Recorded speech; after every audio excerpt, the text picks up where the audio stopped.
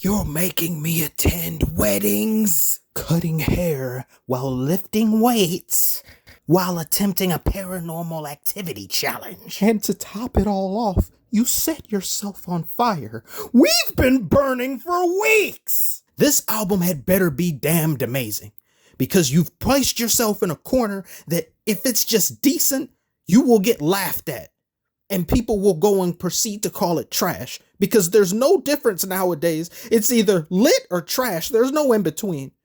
So this had damn well better be quote unquote lit. If it's not, I don't know what I will do. No, I know what I'll do. I will review this and I will tear it apart, and then I'll get a ton of dislikes again. It's all a conspiracy. I want you all to hear me loud and clear, because I know this is going to happen in the comments, depending on how this video does. Just because an album is talking about Jesus and is heavy with religion and overly positive message tones does not mean it's better than what it actually is. You can do something with good meaning and good messaging behind it, but if your execution is shit, it's going to impact the overall enjoyment of the listener. I'm going to try to shorten my points. Number two, I'm not a hater of Kanye West. Kanye West is one of the greatest artists of all time. He's made some of the greatest albums, not just hip-hop albums, period, in music history. I am aware of what he is capable of and what he has done. This does not stack up to anything that I expected it to. Not even to his not as well executed releases, being a Yeezus or Life of Pablo. Both of those albums blow this album out of the water. This album has a very minimalistic type feel, but some things feel as if the mixing doesn't match the verses, and the mixing just seems kind of scatterbrained with no real plan behind it. And then three, I don't want to hear anybody say, he lost his mother. He has pain that you don't understand. I've lost my mother too. I lost mine last year, and I'm not going to make this very emotional and get into a bunch of, oh, cry on your shoulder type stuff is whatever. To start this off, what draws my anger and frustration from this record? There's too much damn filler in this album. I know about setting the stage, presence, gravitas, and all of that. You want everything to look a certain way. You know, you got to set the mood. Candles and shit, scented candles. I listened to Jay Electronica's A Written Testimony. There was a lot of that on there, but I complained about that because there is a difference between filler with purpose and filler without purpose. Filler with purpose would be an example of the guitar riff that was on Devil in a New Dress with Rick Ross, Kanye, and that was on Dark Fantasy. The guitar riff there was signifying a change in character, and there was a bunch of stuff that I'm not even going to get into right now. But there was meaning and reason for it. This album has filler that just goes on for a minute and a half to 2 minutes, and I'm like, is the song over? Like, what are we doing? Then it cuts to the next song with filler. Then the next song with filler. And I'm like, what are you doing? You're trying to rap as little as possible. And he doesn't really do too much rapping on this record. It's a lot of singing and crooning. Because I know this is emotional. Maybe he felt that his emotions could better be conveyed with this singing. I don't have a problem with that. But I do have a problem with you doing as least as possible on certain songs. God breathed filler. That song is like 5 minutes, 33 seconds. The song stops at minute 3:05 and it just goes on for almost 2 minutes, basically, with nothing. Like, I'm like, stop! Go to the next song, okay? We get it. Off the Grid, I like Off the Grid. That everybody did pretty good on there, except Playboy Cardi. You have traumatized the hell out of me on Whole Lot of Trash, and then you bring that trash onto here. And the fact that people can listen to that and not get annoyed. You don't get annoyed by that?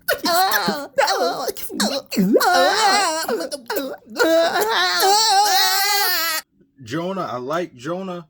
I like the hook, but the hook is repeated over and over. And then even when the song seems to stop, when Kanye stopped, he's like, you don't know me like that, whatever. And then it just repeats 4 or 5 more times. What is the creative reason to repeat that 4 to 5 more times? Junior was pretty okay until he just kept repeating. He being Kanye keeps repeating, he repeats it, and then he gets even higher. Then it starts to sound like porn, and then he's like, so stop, man. Believe What I Say was pretty decent, but then this dude with strep throat comes and just kind of throws me off my groove and ruins my vibe. He's like, I heard you in my thoughts. The hell was that? I like Remote Control, and I like the hook that goes to that, and then I like the end. Whatever that was, I like that. I don't know why it just sounded cool. But this is about the halfway point, or a little bit beyond this, like a song or two to the halfway point.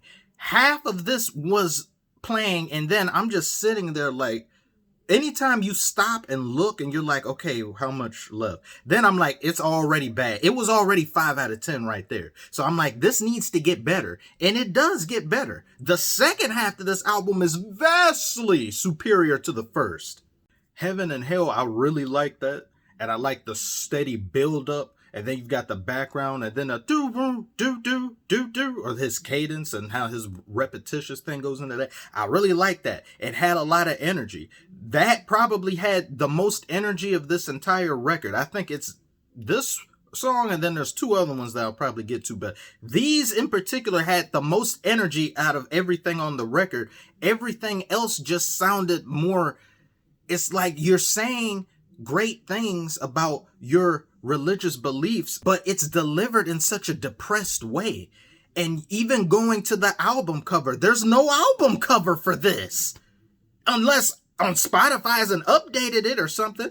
It's just black like this. What is that? What are we doing? Which then is a good example of how this current Kanye, he just can't be bothered with presentation and music anymore. All of his releases, their album covers up until recently have been pretty bland, pretty like tame, not eye-catching, nothing special about them. When he used to make such emphasis and some of the greatest album covers ever, and then it's just got with every single release less and less and less. And then based on how an album cover looks, it kind of goes and defines how that record is going to sound like. And a lot of these songs on here sound pretty just damn black and depressing, even though he's talking about majority positive things. And then Jesus Lord, great. Possibly, maybe that is the best song. Like, I don't know. This interchangeable with the other one. I would probably say for its significance and what it means to Donda, the album, great. Kanye, all these great lines. And then he goes into his soliloquies. And then there's this little gap of time. And then somebody pops up. I'm like, is that Jay Electronica? I got these niggas, Breezy. Don't worry about it. Is that Jay Electronica? Is that Jay Electricity? Yes, it is Jay Electron. And I'm like, the fact that this man has been around. Why hasn't there ever been a Kanye and Jay Electronica collaboration where it's like they're rapping on the same thing? Why? Let that bitch breathe. And it took this long to get it. Thank you, please. It's better than nothing. The nothing that we've had for as long as this man has been out, Jay Electronica. But hearing him out of nowhere, and I like how a lot of these songs don't have features thing. I mean, I like it, but it's also somewhat irritating because when certain people come on and I'm like, I don't know who this is. So then I have to go and look it up. Who's this on that song? But, you know, I really appreciate the Jay Electron thing. And especially the guy who has a talk at the end talking about his father who's incarcerated in prison, who's leader or used to be the leader of the gangster disciples. And he's like, he's not being given any orders or any type of new marching orders, basically, to any of the current gang members, because we don't need that as black people in the black community. It's self-destructive. We need to empower ourselves. We can't be stooped and ingrained in a constant war of killing each other in this hamster wheel that's been for some time. So I love that. Kanye don't have enough of that as of late. Have something like that is great. Come to Life was beautiful with the piano, and the emotions are just exuding from start to finish of that, and how the piano increases and then it changes up. Great, solid. What was it? No Child Left Behind. biggest disappointment on this entire record because nothing was done with it. I first heard that on a commercial that he had with Sha'Carri Richardson where she was preparing to run. And then it had Donda release at blah, blah, which was a lie that didn't end up happening. And that was during the Olympics, which shows you how many times this damn thing has been delayed. But once I hear the song, it sounds the most clear out of almost any song on this record. Listen to No Child Left Behind and then listen to anything else. It's as if Kanye is right near the microphone, whereas everything else, it sounds either distorted, he's far away, in another room or in a warehouse. Some of them he sounds closer, but this one, it sounds the most pristine type of free-flowing sound out of everything. But they don't do anything with it. It's just him, he's got miracles on me. He's done miracles on me. That's it. That's all. There's nothing else. And it's too short. 2 minutes, 33 seconds or something. And I think he says like one other thing. No, him and someone else says something. Really? That's it? And then we get to the back half of the album where 3 songs are repeated unnecessarily. Part 2, part 2, part 2. And then I'm looking at it like, who in their right mind repeats the same song with the same verse? And he even repeats the Gangsta Disciple guy. So I'm like, you've just sullied this. To repeat it unnecessarily, he's literally making you sit through the same song over and over again, but this time he's relegating these other artists to the back half or the side B or a part 2. If you were an artist, wouldn't you feel insulted if you're on part 2? I mean, yeah, you're on a Kanye album. Great. More power to you. Hallelujah. But then you're on the part 2. What, am I not good enough to be on part 1? Is there a reason there's a part 2? There's no reason for these part 2s. They're just there to fill out this bloated album. And then you've got Jail, which had Jail Part 2, but it's grayed out on Spotify, so you can't see it because apparently DaBaby, his manager, didn't clear it. So then they're waiting on him to clear it. So I'm like, this album got delayed for DaBaby verse? Huh? Shraggy? It got fuck that name. Oh my God, change your name, please. It got delayed for that. It's not worth it. Jail Part 2. And if there's proof needed to why Jail Part 2 is Part 2, DaBaby was supposed to be on Part 2. He wasn't on Part 1 because he was an afterthought. Everyone who were on Part 2s were afterthoughts to the ones who are on Part 1. Hence, you shouldn't have a Part 1 in the first place. You should just make everyone on the song if you want. If you need to make it 10 minutes like one of the songs were on here, fine, so be it. Oh, and one of the songs in particular was a part 2, and the only reason it was longer than 10 minutes was because the first 4 or 5 minutes are repeated unnecessarily. My main gripe with this record and why it gets a 5 out of 10 is because Kanye does not care about music anymore. He is a billionaire. Albums come out. I've done a video about this already. Songs are not mixed a few hours before release. Song placement isn't finished. Album cover isn't decided. The name of the album isn't decided. He is scatterbrained. Anytime someone goes through these motions, if they're doing that, they clearly aren't of sound mind, or their full attention isn't on their record. Because Donda, to be honest, should have been maybe coming out next year. There's no reason for it. Felt like he rushed and made this. He was even making some of this while on live stream. Does that look okay to you? Doesn't that feel haphazard and rushed? Would you want somebody to be on the phone or multitasking while they're doing something, and it just seems so a matter of factly where it's just, okay, let's do all this right here. Okay. See, look, I'm doing this. And I don't want to see that. I don't really want to see any of that happen. And it's happened every single release for the past 3 albums now. Nothing seems planned. Nothing seems set in stone.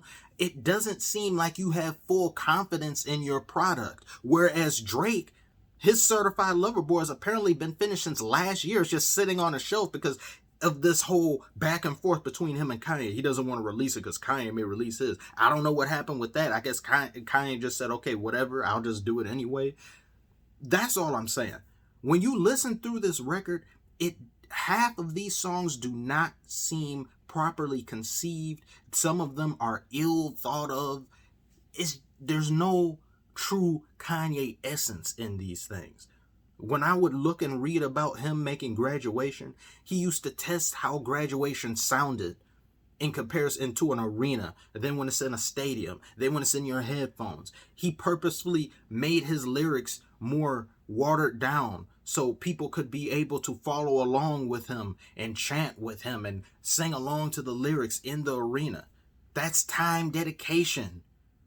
Do any of these past albums sound like he put that much time and effort in them? No, they just seem rushed. It literally sounds like Donda was made in this past month or two.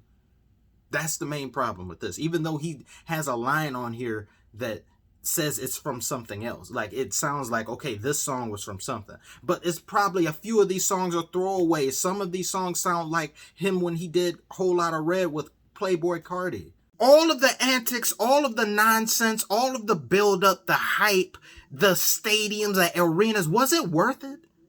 No, not for this.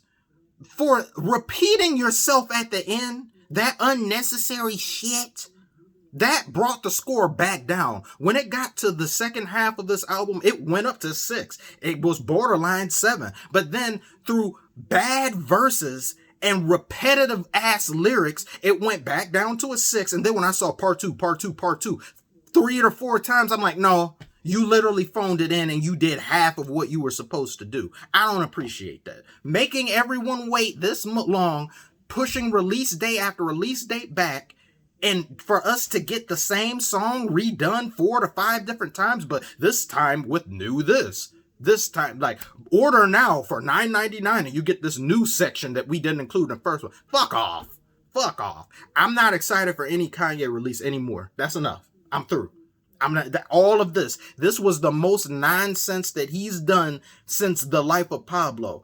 And it fell tremendously short of even Life of Pablo, in my opinion. It just, Life of Pablo, I would give that like a 7 out of 10 compared to this. This, I can't raise this to 5 because I see laziness. I see unattentive music being made. Creative decisions that, like, quite frankly, should have been left on the cutting room floor. Kanye, this is Kanye we're talking about. Is this an album worthy of Kanye? I get it's about his mother, but is this worthy of Kanye? Do you expect better from Kanye? I do. If you can't say that, then you aren't really a fan of his. If you gotta hold him accountable. I want to thank you for watching. If you made it this far, like the video, comment. If you're new, think about subscribing. I'm pissed. It wasn't worth it. At this point, Certified Lover Boy can't possibly be worse than this. If it is, I'm like, both of you have failed me. Where's Kendrick? Kendrick, please save me. Thank you. See you on the next one.